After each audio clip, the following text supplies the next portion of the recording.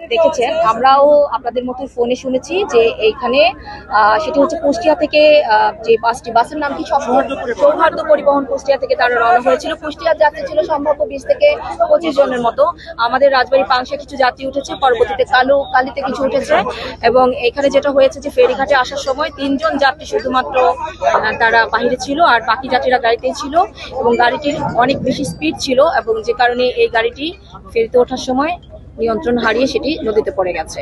নদীতে পড়ার পরে যারা এখানে উপস্থিত ছিল তারা আমাদের জানালো যে সেখান থেকে 7 জনের মতো যাত্রী এখানে তারা উঠতে পেরেছিল, আর বাকি যাত্রীরা কিন্তু পাশে থাকার কথা।